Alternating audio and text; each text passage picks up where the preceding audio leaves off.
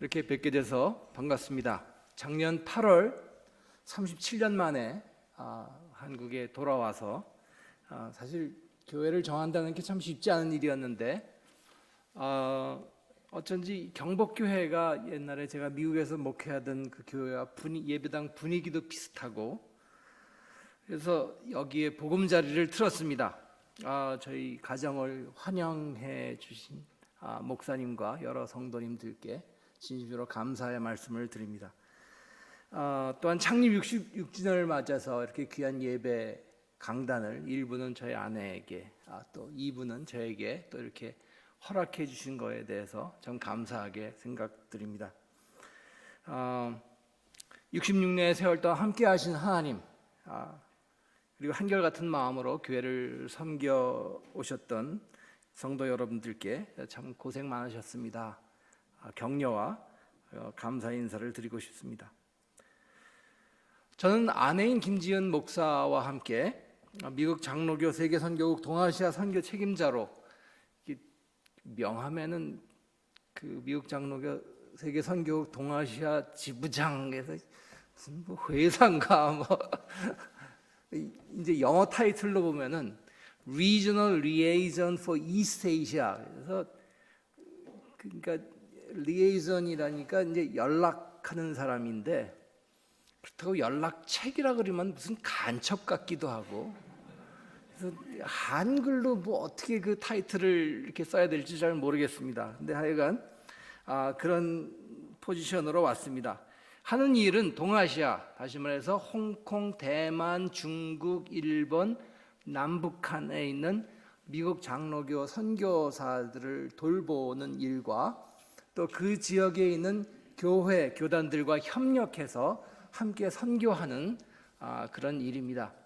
우리 한국 선교를 돌아봐도 옛날에 미국 장로교에서 선교사들만 온 것이 아니라 캐나다 장로교에서도 오고 호주 장로교에서도 오고 그래서 캐나다, 호주, 미국 선교사들이 서로 협력하면서 선교를 했습니다. 그래서 선교란 것은 어떤 한 교회, 한 교단이 하는 것이 아니라 이렇게 여러 나라의 교회들이 함께 협력해서 하는 것입니다.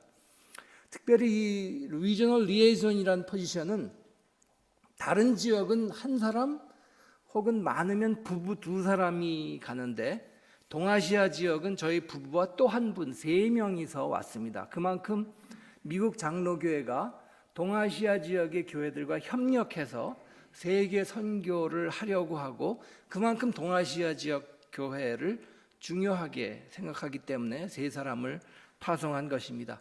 그래서 함께 이렇게 협력해서 저의 경우는 주로 한국과 일본, 한국과 중국 교회를 협력하는데 한국의 경우는 예장 통합과 우리 경복교회가 속해 있는 기독교 장로교회와 교단과 협력해서 선교를 하고 있습니다. 저희가 하는 일이 선교다 보니까 오늘 그 창립 기념일을 축하하면서 선교에 관해서 여러분과 함께 나눠보기를 원합니다. 특별히 코로나 팬데믹으로 인해서 우리 많은 일상들이 멈추어 버렸고 또 많은 학자들이 이 코로나가 끝나도 다시 옛날로 돌아가는 것이 아니라 뉴 노멀, 새로운 일상으로 우리가 돌아가게 될 것이다 말하고 있습니다. 그래서 많은 것들이 변화할 것을 예측하고 있는데 갑자기 변하지는 않겠죠. 다시 옛날로 대부분 돌아가지만 이 방향이 바뀐다는 것이 처음에는 별로 변화가 없는 것 같지만 이렇게 가면서 10년이 지나고 20년이 지나고 50년이 지나고 100년이 지나면 굉장히 많은 변화가 있는 것처럼 이렇게 방향이 전환된다는 것이 굉장히 중요한데 교회도 여러 가지로 변하는데 그 변하는 것 중에 하나가 교회 중심의 신앙에서 지역사회 중심, 세상으로 스며드는 교회가 되지 않을까 조심스럽게 예측하고 있습니다. 흔히 교회 두 가지면 모이는 교회, 흩어지는 교회를 말하고 있습니다. 그런데 제가 볼 때 한국 교회는 이제까지 모이는 교회를 많이 강조해 왔습니다. 서구 교회와 달리 한국 교회는 그럴 수밖에 없었던 역사적인 이유가 있다고 생각합니다. 제가 어렸을 때 한국에서 교회를 다닐 때 많이 들었던 이야기가 유럽 교회, 미국 교회는 죽었다, 그런 얘기를 많이 들었는데, 제가 미국 교회에서 목회해 보니까 죽은 것이 아니었습니다. 그건 그냥 겉모습만 보고 사람들이 많이 이제 교회에 나오지 않고, 그러니까 죽은 것으로 착각했는데, 한국 교회에서는 이미 지역사회 속으로 많이 세상이 기독교 문화화되어 있는 그런 서구 사회와 한국 사회가 많이 달랐기 때문에 그런 것이 아닌가 생각합니다.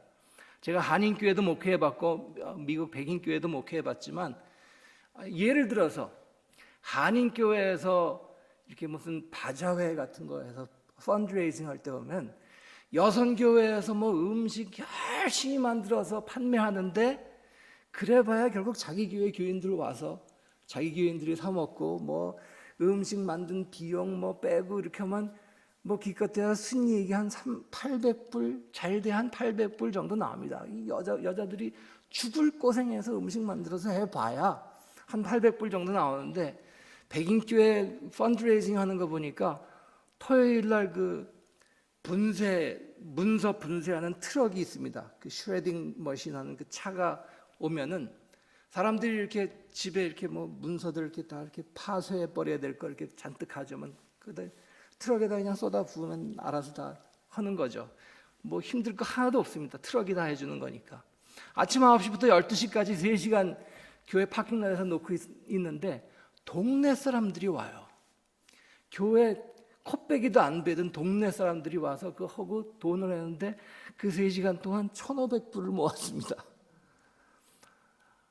그러면서 제가 느낀 게, 이 미국 교회나 서구 교회에서는 교회 출석하지 않아도 이 교회는 우리 교회다 하는 생각이 있습니다. 예를 들면 우리 이 경복교회가 신교동에 있으면 신교동에 사는 주민들은 이 교회를 출석하든 안 하든, 심지어 기독교 신자가 아니더라도 저 경복교회는 우리 교회, 이런 개념이 있기 때문에 교회가 어려움이 있을 땐 도와주고, 교회도 또 지역사회에 어려움이 있으면 나가서 도와주고, 그런 일을 아주 자연스럽게 하고 있습니다. 그래서 이미 지역사회에 스며들어 있기 때문에 얼핏 교회 나와서 보면 사람들도 별로 없고, 그러니까 한국 사람들은 유럽 교회 죽었다, 미국 교회 죽었다.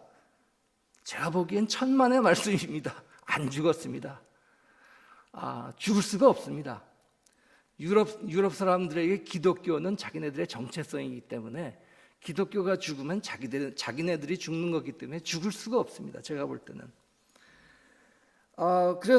근데 이제 한국 교회는 역사적으로 그럴 수밖에 없었기 때문에 모이는 교회를 굉장히 강조해 왔습니다. 그리고 그 덕분에 한국 교회는 세계 역사상 유례를 찾아볼 수 없을 정도로 빠르게 성장을 했습니다. 그러나 이제는 흩어지는 교회를 강조해야 될 때가 되지 않았나 생각합니다. 사실 교회는 세상에 흩어지기 위해서, 세상에 흩어져서 예수님의 제자로 이 세상에 하나님의 나라가 임하도록 하는 일을 하기 위해서 사실은 모이는 것이죠. 즉 선교적 교회가 되어야 한다는 것입니다. 그런데 문제는 어떻게 선교를 해야 하는가, 어떤 자세로 우리가 세상에 흩어져야 하는가 하는 것을 생각해 보아야 할 것입니다. 먼저 그림 하나를 보겠습니다. 아프리카에서 의료 선교 활동을 하는 선교사의 모습을 그린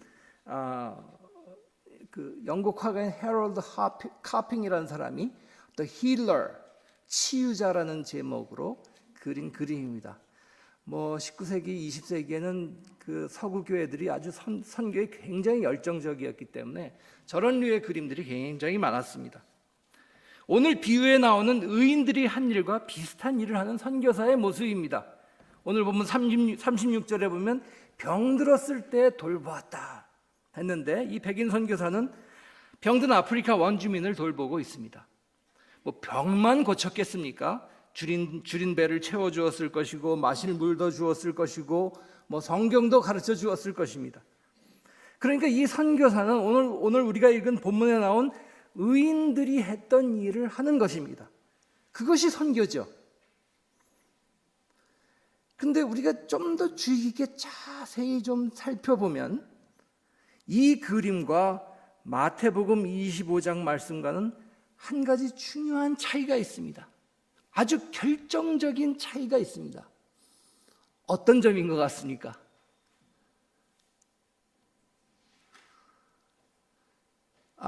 제가 볼 때는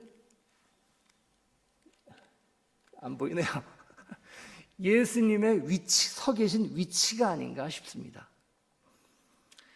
오늘 읽은 마태복음 25장 본문의 핵심 문구는 무엇입니까? 이 아주 많은 것을 우리가 생각할 수 있고 질문도 할 수 있는 그런 아주 주옥 같은 비유의 말씀인데, 그러나 그 핵심 문구는 40절이 아닐까 싶습니다. 내 형제자매 중에 지극히 작은 자 하나에게 한 것이 곧 내게 한 것이다.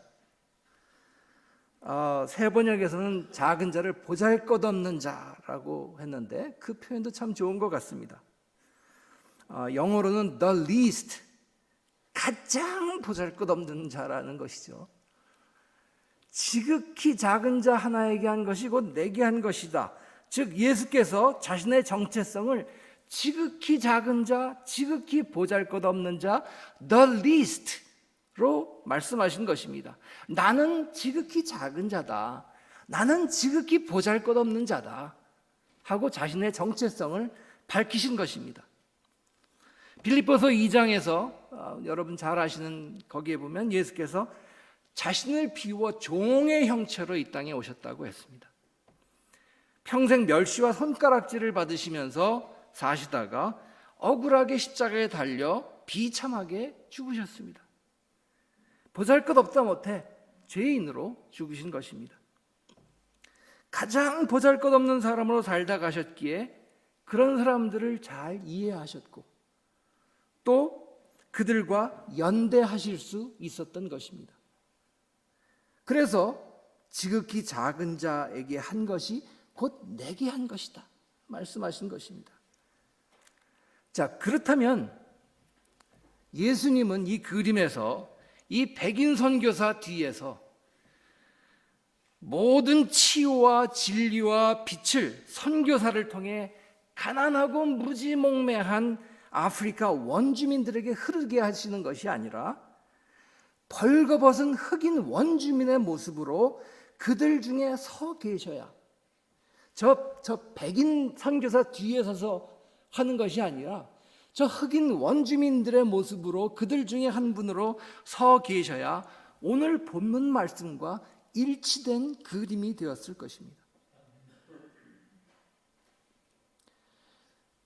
이 그림의 백인 선교사는 굉장히 헌신적으로 그리고 긍휼히 여기는 마음으로 원주민들을 돌보았을 것입니다. 그 자체로도 굉장히 훌륭한 일이죠. 보통 사람들 그 정도도 하지 못합니다. 그런데 그것과 그냥 동정하고 불쌍히 여기는 마음으로 하는 것과 아프리카 흑인 원주민의 모습으로 치료받으러 오신 예수님을 대하는 모습과는 이건 하늘과 땅 차이였을 것입니다. 여러분 한번 상상해 보시기 바랍니다. 어떤 차이가 있겠습니까? 백인 선교사가 이 불쌍한 흑인들, 무지몽매한 이 흑인들 하면서 동정하면서 치료해 주는 것과 이분이 예수님이네, 내가 사랑하는 주님이시네 하고 치료하는 것과는 어떤 차이가 있을 것 같습니까? 굉장히 비슷할 것 같지만 많은 차이가 있을 것 같습니다. 만약에 제가 저 선교사였다면, 그리고 이렇게 아프리카 흑인이 왔는데 보니까 주님이야. 사랑하는 주님이 못 먹고 삐쩍 말라가지고 병들어서 왔으면 억장이 무너졌을 것 같아요. 주님께서 아직도 나 때문에 이 고생을 하시는구나. 마치 그 요단강에 세례 받으러 오시는 예수님을 대하는 세례 요한 같은 마음이었을 것입니다. 안 돼요. 제가 주님한테 세례를 받아야지. 어떻게 제가 주님께 세례를 주겠습니까? 뭐 이런 마음이었을 것 같습니다. 회개하는 마음으로 했을 것 같고, 뭐 또 한 가지는 알고 봤더니 이 흑인이 나보다 능력자야. 나보다 아는 것도 많고 의료적인 지식도 더 많아. 그랬을 때 동정하는 차원에서 했으면은 살짝 기분이 나빴을 겁니다. 아이씨, 뭐. 근데 예수님이셨다면 그 당연한 거죠. 예수님이니까 나보다 더 능력이 많고 더 많이 아는 것이 당연한 것이겠죠. 제가 미국 장로교회를 대표해서 왔기 때문에 부끄러운 미국 장로교회 역사를 하나 고백하고 싶습니다. 1910년 한일 합방이 이루어지기 한 해 전에, 그러니까 1909년입니다. 조선에 있는 모든 선교사들이 한 자리에 모였습니다. 이건 뭐 이제 삼척동자라도 이제 곧 일본이 한국을, 조선 땅을 점령할 것이란 건 다 알고 있는데, 이제 일제 강점에 대해서 선교사들이 어떤 입장을 취해야 할 것인가 하는 것을 의논하기 위해서 다 모였습니다. 아서 브라운이라는 미국 장로교 목사가 회의를 주재했습니다. 나중에 이 사람 글에서 이렇게 보면 굉장히 인종차별적인 사람이었습니다. 4가지 가능성이 제시되었습니다. 어떤 입장을 취해야 될 것인가 4가지 가능성이 제시됐습니다. 첫째는 opposition, 일제 강점을 선교사들이 반대해야 된다. 근데 로마서 13장 보니까 위에 권세자에게 순종하라고 그랬는데 이건 선교사들이 취할 태도가 아니다. 두 번째로 aloofness, 정치에 대해서 우리는 관심을 갖지 말자. 이것도 우리가 취해야 될 것이 아닌 것 같다. 세 번째, cooperation, 일제에 우리가 협력해야 된다. 그러면 우리가 어떻게 한국 사람들한테 선교하겠느냐? 이것도 안 된다. 그래서 만장일치로 통과한 것이 loyal recognition, 쉽게 말해서 일제의 통치에 그거를 인정하자는 것입니다. 그것에 대해서 충성스럽게 인정하고 나가자는 것이죠. 뭐 말이 그럴싸하지 결국은 무관심과 협력한 중간쯤 되는 그런 태도입니다. 우리가 익히 잘 아는 언더우드 같은 선교사도 그 자리에 참석해서 4번째 찬성했습니다. 서운하기도 하고 참 괘씸한 마음이 들기도 합니다만, 솔직히 당시 선교사들은 조선 독립에 관심이 없었습니다. 그리고 당시 서구 열강들의 생각은 어땠냐면 일본이 조선을 지배하는 것이 조선에 유익하다, 그런 생각을 가지고 있었습니다. 일본 우익들이 아직까지 주장하는 거죠. 뭐 그런 면이 없지 않아 있습니다만 그걸 꼭 그렇게 식민지화해서만 근대화시키는 겁니까? 사실 삼국시대에 우리가 얼마나 그 일본을 이렇게 문명화시켰으니까 그런 식으로 굳이 점령하지 않아도 뭐 한국의 조선의 좋은 것들을 이렇게 자꾸 알려주고 해서 근대화시킬 수 있었는데, 그 자기네들의 어떤 그 욕심을 합리화시키는 말들이죠. 나중에 회의를 주재했던 아서 브라운이 미국에 돌아와서 일본 대사관에 이 사실을 통보합니다. 우리 선교사들이 이렇게 모였는데 4가지 안건이 나왔는데 4번째, 일본의 그런 통치를 우리가 인정하는 쪽으로 했습니다. 그러면서 뭐라 그러냐면 당신들 참 수고하십니다. 감사합니다. 수고는 무슨 개뿔. 근데 그게 그 당시 서구 열강들의 생각이었어요.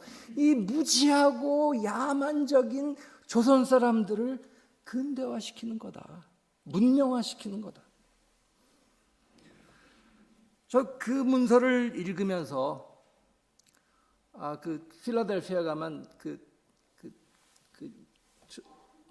미국 장로교 문서들을 이렇게 보관한 그런 데가 있는데 그 문서를 읽으면서 저도 배신감을 느꼈습니다. 근데 그러다가 1919년에 무슨 일이 터집니까? 3.1운동이 터집니다. 사실 3.1운동은요, 저는 우리가 우리 거를 너무 모른다고 생각해요. 3.1운동은 단순히 한반도에서 무저항 대한독립만세를 외친 정도가 아니고, 이건 세계에 엄청난 파장을 일으켰던 세계사적인 사건입니다. 제가 그거에 대해서 오늘 다 말씀드릴 수는 없지만, 외국의 학자들은 3.1운동을 대단하게 생각합니다. 우리가 인도의 간디의 무저항운동 얘기하지만, 사실은 간디도 3.1운동 소식을 듣고 용기를 얻어서 무저항운동을 시작한 것입니다. 하여간 이렇게 3.1운동이 탁 터지고 나니까 국내에서 두 그룹이 깜짝 놀랍니다. 첫째는 당연히 일본 총독부가 깜짝 놀랍니다. 두 번째 그룹은 선교사들이었습니다. 이건 우리가 알던 조선 사람들이 아닌데, 깜짝 놀랐습니다. 아시다시피 3.1운동은 기독교인들이 주축이 되어서 조직적으로 일어난 무저항운동이었습니다. 독립선언서에 서명한 33인 중 16사람이 기독교 신자들이었고, 그 중에도 7사람이 장로교 지도자들이었습니다. 당시 기독교 인구는 전체 인구의 많아봐야 한 1.5% 정도 됐는데, 3.1운동에서 기독교 신자가 행한 역할은 20%가 넘었습니다. 독립운동에 참여했던 사람들도 기독교 신자들이 압도적으로 많았습니다. 자, 상황이 이렇다 보니까 총독이 선교사들을 다 소집했습니다. 그리고 문책을 하기 시작했습니다. 이거 니네들이 주동한 거지. 문책을 하다 보니까 총독이 알아낸 사실이 뭐냐면, 선교사들은 3.1운동이 일어나기 전까지 이거에 대해서 아무것도 알지 못했다는 사실이었습니다. 그래서 태도를 싹 바꿔가지고 선교사들을 설득하기 시작합니다. 부탁을 합니다. 당신들이 가서 조선 사람들한테 이런 만세운동 하지 말라고 좀 설득 좀 해보십시오.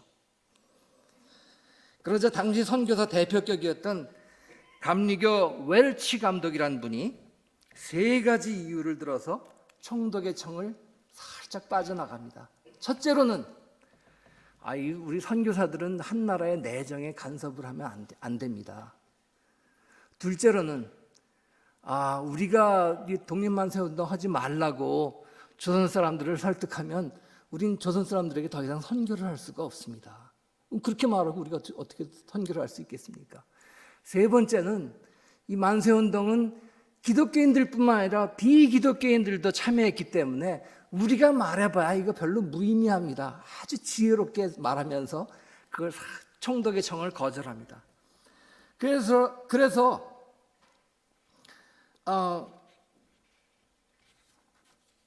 3.1운동에 대한 선교사들의 공식적인 태도는 엄정 중립을 선포합니다.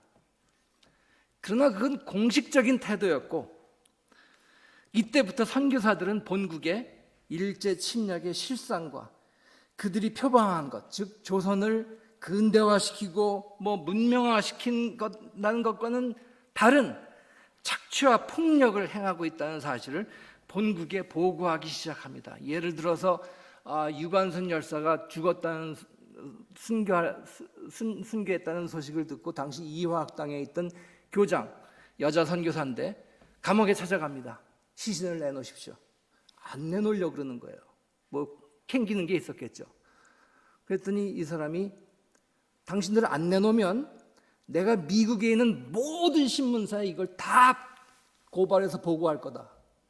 겁을 주니까 할 수 없이 시신을 내놨다. 그런 얘기가 있습니다. 이제 일제가 서서히 그때부터 선교사들을 추방하기 시작합니다. 자기네들 말을 잘 안 들으니까. 제가 왜 이 3.1운동 이야기를 하느냐? 선교사들도 인간이니까 당시 서구 세계 세계관의 한계를 벗어나기 힘들었을 것입니다.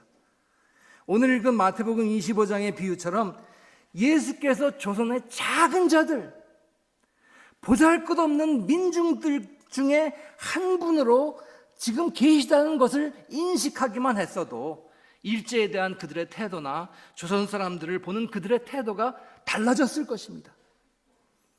여러분, 오해하지 마세요.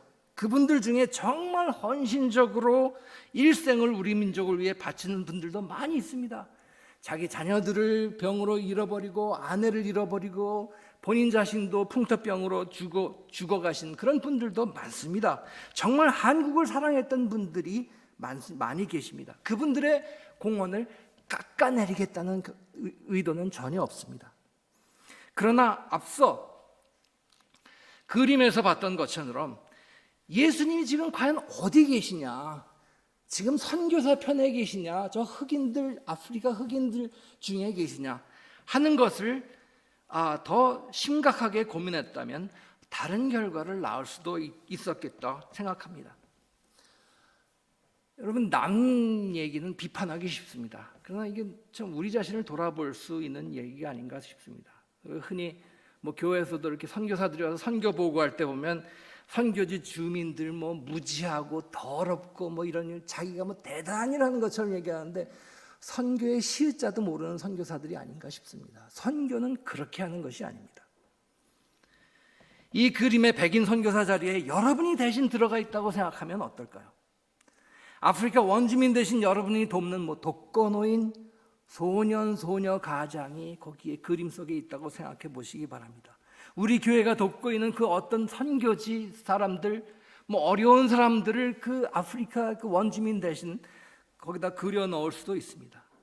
그 그림에 예수님은 어디 계십니까? 결국 선교하는 자세는 지난 어버이 주일에 설교하셨던 이주영 목사님 말씀대로 죽게 하듯 하는 것입니다. 죽게 하듯 하는 것. 상대방을 동정하고 측은히 여기는 마음 이상으로 죽게 하듯 우리의 보잘것없는 이웃들을 돌보고 그들과 함께하는 것입니다. 그러므로 우리가 주기도 하지만 받을 수도 있어야 하고, 가르치기도 하지만 가르침을 받을 수도 있어야 합니다. 교회 안에서도 피차에 죽게 하듯 해야죠. 어르신들은 어린아이와 젊은이들을 죽게 하듯, 조금 전에도 어린이들을 위해서 기도했지만 우리 귀여운 어린애들, 이게 아니고 이 아이가 주님이실지도 모르는데 하는 마음으로 아이들을 대해야 합니다. 목사는 교인들을 죽게 하듯 대해야 하고, 물론 교인들도 주님을 죽게 하듯 대해야 합니다. 제가 2014년에 목회를 하다가 너무 힘들어, 정신적으로 너무 힘들어, 사람이 돌아버릴 것 같아. 이민교회, 한인교회를 하다가. 그래서 사람이 좀 그야말로 보잘것없고 나약해서 그런 거죠. 웬만하면 지금 생각하면 그냥 지나갈 수도 있는 건데 그걸 참지 못하고 뒤도 안 돌아보고 사임을 했습니다. 그러니까 목사가 담임하는 교회가 없으니까 한 달 동안 동네 이 교회 매주일 다른 교회 다니면서 예배에 참석했습니다. 한 달을 다른 교회 예배에 참석하고 났더니 입술이 부르터요. 그래서 제가 깨달은 게 있습니다. 설교를 준비해서 하는 사람도 힘들지만 남의 설교 듣는 사람도 참 힘든 거구나. 그래서 그때부터 제가 교인들을 존경하기 시작했습니다. 야, 저 재미없는 설교 매주 나와서 자기 돈 내가면서. 제가 후배 목사님들한테 그럽니다. 교인들을 어려워할 줄 알아야 된다고 저는 생각합니다. 교인들 눈치 보라는 얘기가 아닙니다. 교인들을 어려워할 줄 알아야 된다고 생각합니다. 어떤 대형교회 목사님들은요, 교인들한테 좀 반말조로 툭툭한 사람들이 있어요. 목사님들이. 그러니까요. 그분이 얼마나 능력이 있어서 이렇게 교회를 크게 세웠는지는 모르지만 저는 같은 목사로서 그건 아니라고 생각합니다. 이쯤 되면 지금 좀 속으로 아마 그러신 목사님이 저희랑 탁구 칠 때는 그렇게 얍삽하게 하세요? 그러실지 모르겠는데 죄송합니다. 근데 저는 주님과 탁구 시합을 해도 얍삽하게 칠 것 같습니다. 부부간에도 부모 자식 간에도 서로 죽게 대하든, 힘들어서 어떻게 그렇게 해요? 부부지간에 서로 죽게 대하든. 근데 이게 우리가 하나님에 대한 이미지를 너무 가부장적으로 이해해서 그런 것이 아닌가 싶습니다. 전 고등학교 때 타임머신이 있다면은 그 타임머신을 타고 예수님 당시로 가서 예수님의 당시 모습을 보고 싶었어요. 제가 사복음서를 읽으면서 느끼는 예수님은 교회에서 가르치는 예수님하고 조금 다르신 것 같아. 사복음서에서 보는 예수님은 뭐 잘 먹고 농담도 잘하고 잘 웃고 막 그러실 것 같은데, 교회는 너무 엄근진, 엄격 근엄 진지한 모습만 이렇게 하시는 것 같아서, 구약을 봐도 예수님 참 좋으신 분 같아요. 그냥 사람이 그러면, 모세가 그러면 그래 그럼 그렇게 하자, 함께 우리와 함께 고민하고 막 이러신, 우리는 근데 너무 전지전능한 분, 그냥 그 앞에서 벌벌 떨고 이런 것만 생각하는데, 사실 전능한 하나님이란 말이요, 히브리어로 엘샤다이입니다. 엘이 하나님이고 샤다인데, 이 샤다이란 말이 어디서 왔는지 학자들마다 의견이 분분합니다만, 제가 볼 땐 샤드란 말에서 왔는데, 샤드가 뭔지 아십니까? 엄마의 젖가슴입니다. 우리는 전능한 하나님, Almighty God, 그럼 근육도 불뚝불뚝하고 군대 앞에서 돌격 앞으로 막 이런 모습을 생각하는데, 하나님이 굉장히 여성적인 하나님으로 그리고 있는 거예요. 어머니 젖가슴 같은 하나님, 그게 전능한 하나님입니다. 그걸 아주 잘 표현한 것이 시편 131편입니다. 젖먹이가 젖을 떼고 엄마 품에 안긴 것 같은 것이, 안긴 것처럼 제가 평안하다 하는 것인데, 그러니까 우리가 너무 가부장적인 하나님으로 알고 있는 것이 아닌가. 자비로우신 하나님 할 때 그 자비도 자궁이에요. 자궁이란 뜻입니다. 자궁 같은 하나님, 엄마 자궁 같은 하나님. 물론 남성적인 그런 이미지도 있지만 여성적인 이미지도 굉장히 많이 있습니다. 그러니까 부부간에 서로 죽게 하듯 하다, 그게 그렇게 어려운 일은 아니라고 생각합니다. 그럼에도 불구하고 서로 죽게 하듯 하는 것, 말처럼 쉬운 일은 아닙니다. 당장 우리 눈앞에 자꾸 보잘것없는 모습이 보이고 눈에 거슬리는 모습이 보이는데 죽게 하듯 한다? 이거 쉬운 일이 아닙니다. 그래서 선교는 작은 자의 선교라야 합니다. 나의 강점이 아닌 약점을 가지고 해야 한다고 저는 믿습니다. 사람들이 보통 어떻게 행동합니까?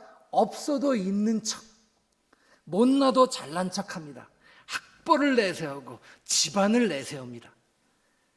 무시 안 당하려고. 그런데 선교는 약자의 모습, 보잘것없는 사람의 모습으로 해야 합니다. 두 손 가득 뭔가를 가지고 가는 것이 아니라 빈손으로 가는 것이 선교입니다. 그래야 손을 맞잡을 수 있고 껴안을 수 있으니까. 오늘 읽은 마태복음 본문의 의인들은 자신들의 선행을 기억하지 못한다고 했습니다. 아마도 그들 자신 역시 지극히 작은 자들이었기 때문에 그랬을 것입니다. 우리 동병상련이란 말이 있지 않습니까? 같이 아파하는 것이고 일상이고 그들의 삶이니까 기억하지 못하는 것입니다. 평소 늘 먹는 삼시세끼, 어제 뭘 먹었는지 한 달 후에도 기억하는 사람 별로 없습니다. 잘난 사람이 어쩌다 선행을 하면 죽어서까지도 기억하는 것이죠. 평소 하던 짓이 아니니까. 예수께서는 가난한 가정에서 태어나 선한 것이라고는 1도 없는 나사렛이란 작은 마을에서 자라나셨습니다. 인간의 몸을 입고 이 땅에 오시는 것도 그런데 이왕 오시는 거 좀 왕족의 집안에서 태어나시지, 그러면 좀 더 효과적으로 선교하실 수 있었을 것 같은데, 비천한 모습으로 오셔서 머리 둘 것도 없이 평생을 사셨습니다. 사람들은 하나님의 어떤 아들, 병을 고치고 기사이적을 행하신 예수님의 모습에 열광하지만 사실은 연약하고 보잘것없는 모습으로 살다 가셨습니다. 왜? 보잘것없는 사람들의 삶을 몸소 체험하고 그들과 연대하고 그들을 보듬어 주시기 위해서. 66주년을 맞은 경복교회, 여러분이 생각하는 우리 교회의 약한 점은 무엇입니까? 강한 점, 장점이 아니고 약한 점은 무엇입니까? 부족한 점은 무엇입니까?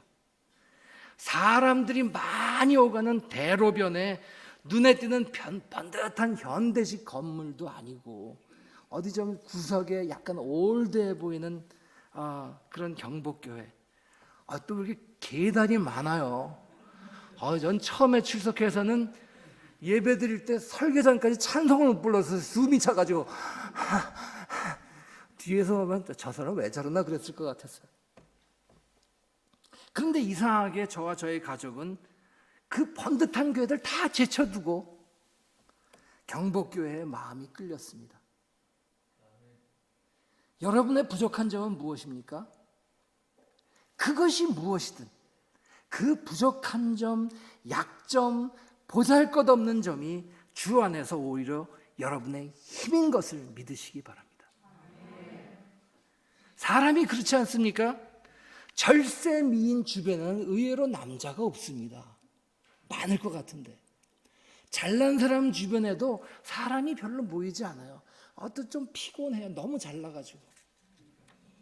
오히려 좀 뭔가 허술해 보이고 연약해 보이고 모자라 보이는 사람, 모성애를 자극하는 그런 사람 주변에 사람들이 많이 모입니다.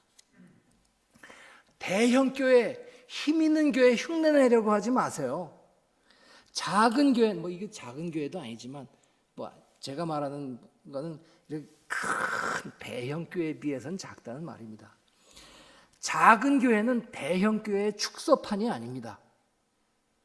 작은 교회는 대형 교회와 다른 작은 교회입니다. 대형 교회는 하기 힘든 작은 교회이기 때문에 할 수 있는 일들이 제가 볼 때는 무궁무진합니다. 그 쓸데없이 대형 교회 흉내내려고 그러지 마세요. 작은 교회가 훨씬 더 창의적으로 할 수 있습니다. 세상 속으로 흩어지는 교회라는 것이 꼭 지역사회에 나가서 무엇을 하는 것만은 아니라고 생각합니다. 교회가 세상을 품을 수 있어야 합니다. 첫째, 교회는 온 세대를 품는 교회가 되어야 합니다. 온 세대가 함께 서로의 신앙을 나누고 서로에게 배우는 교회가 되어야 합니다. 지금은 코로나 때문에 하지 못한다고 하시는데 우리 한명수 목사님께서 예배 중에 어린이 설교도 하신다는 말씀을 듣고 제가 얼마나 기뻤는지 모릅니다. 한국에도 저런 교회가 있구나. 미국 장로교에서는 대부분 이게 본 주일 예배 시간에 어린이 설교가 있습니다. 그리고 그게 끝나고 나면 어린이들이 주일학교를 갑니다. 그런데 꽤 많은 부모님들이 애들을 주일학교에 안 보내고 끝까지 애들을 데리고 예배에 계속 참여하게 합니다. 애들 잘 있어요. 아무리 막 드세 나이도 4주, 한 6주 정도 지나면 분위기 파악을 합니다. 얌전히 앉아 있습니다. 단순히 부모님과 함께 예배를 드릴 뿐 아니라 예배 인도자로 강단에 섭니다. 성경 봉독은 물론이고 헌금 기도까지 합니다. 잘합니다. 그런데 이렇게 잘한 아이들이 결국은 그 교회와 교단의 지도자가 되는 것을 저는 많이 목격했습니다. 물론 젊은이나 어린이들이 공감하는 예배가 돼야죠. 저는 별거 다 했습니다. 어린이 주일에 어린이들 다 앞으로 불러세워서 애들하고 손잡고 같이 들고서 축도도 같이 했습니다. May the grace of the Lord Jesus Christ, 그럼 아이들이 May the grace of the Lord Jesus Christ and the love of God and the love of God and the communion of the Holy Spirit and the communion of the Holy Spirit be with you now and forever. Be with you now and forever. 축도를 했습니다. 부모들이 감동을 해요. 그 엄마 아버지가 언제 자기 자녀한테 축복 기도를 받아옵니까? 그거 왜 못합니까?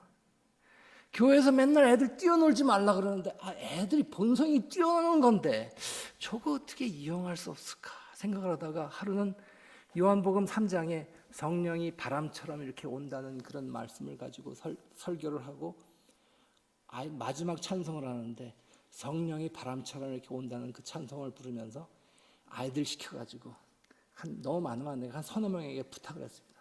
막대기에다가 이렇게 해서 끝에 흰 천, 파란 천 이렇게 들어서 막 뛰어다니게 했어요. 마치 바람이 부는 것처럼. 어른들은 찬송하고 찬송하는 동안 세 명이 교회당을 뭐 강다해도 뛰어오르고 바람 부는 것처럼 하면서 뛰어다녔습니다. 한편의 뮤지컬처럼. 얼마든지 할 수 있습니다. 그게 작은 교회에서는 가능해요. 대형 교회에서는 안 됩니다. 교회에서 젊은이들이 떠난다는데 제가 볼 때는 떠나는 것이 지극히 정상입니다.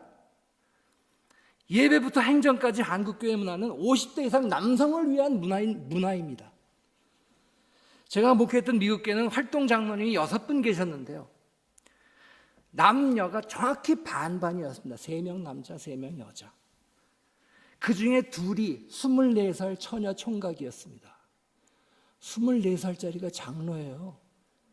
어떤 미국교회는 청소년이 장로입니다. 잘 섬깁니다.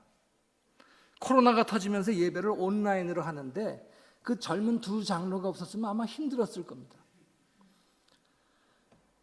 뭐 문화 차이가 있죠. 미국은 좀 수평적인 문화고 한국은 수직적인 문화니까 그런 문화 차이도 있고 어떤 장로에 대한 뭐 이해 차이도 있죠. 우리나라의 장로는 좀 책임지는 사람인 반면에 미국 교회 장로는 대표성을 강조하기 때문에 그런 이해 차이도 있고 뭐 이것이 저것보다 낫다 말할 수는 없지만 중요한 것은 모든 세대가 능동적으로 참여하고 리더십을 발휘할 수 있는 교회가 되어야 한다는 것입니다. 둘째로는 세계를 품는 교회가 되어야 합니다. 이제는 한국에 외국인들이 참 많아졌습니다. 인구절벽 얘기하는데 저는 이 나라의 생존을 위해서도 한국이 앞으로는 이민을 적극적으로 받아들여야 하지 않을까 생각합니다. 언제 기회가 되면 세계교회 추세를 나누고 싶습니다만 이미 기독교는 북반구 서구 중심의 종교에서 아프리카, 아시아, 남미, 지구 남반구의 종교로 그 중심축이 옮겨갔습니다.